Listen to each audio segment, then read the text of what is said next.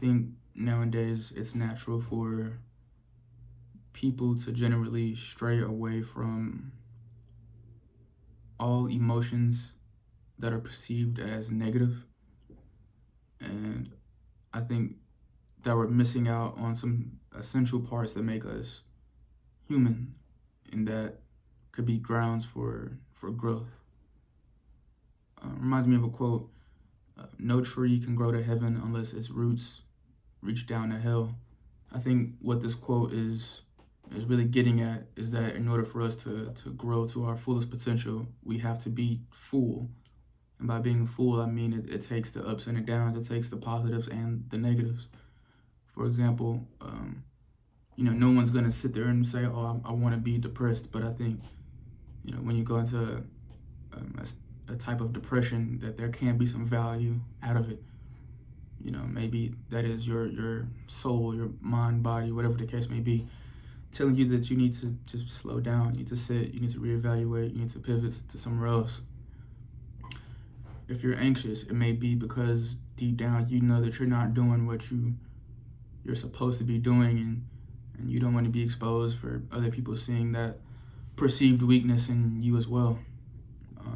If you're stressed, it's just to kind of kick you into overdrive. Obviously, all of these things can be, it can go too far into where it's completely maladaptive and unhealthy. But I think to a certain extent, they all serve a certain purpose that can help you in your help you grow. So I think taking some time to just sit with some of these emotions and not instantly going to try to fix it so fast can be productive. If you're feeling tired all the time, maybe just taking a step back. If something else going on causing me to be tired,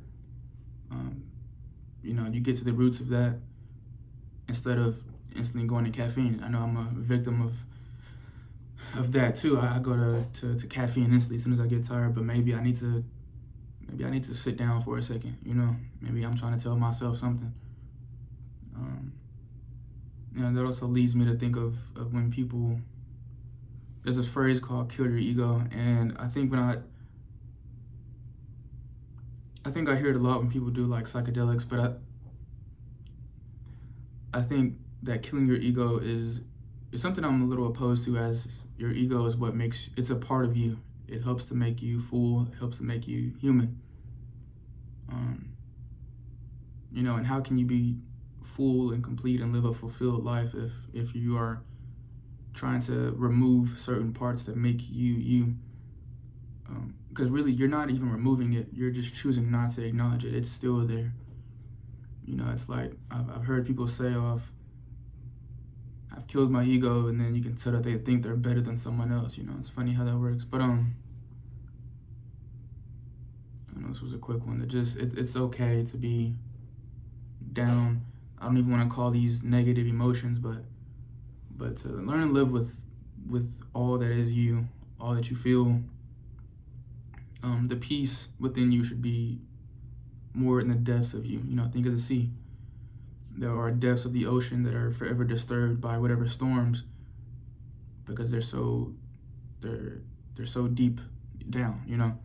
As opposed to the surface, it will forever be disturbed by the storms up top, and that is okay. That is part of the process. And I'll say the quote again: "No tree can grow to heaven unless its roots reach down to hell."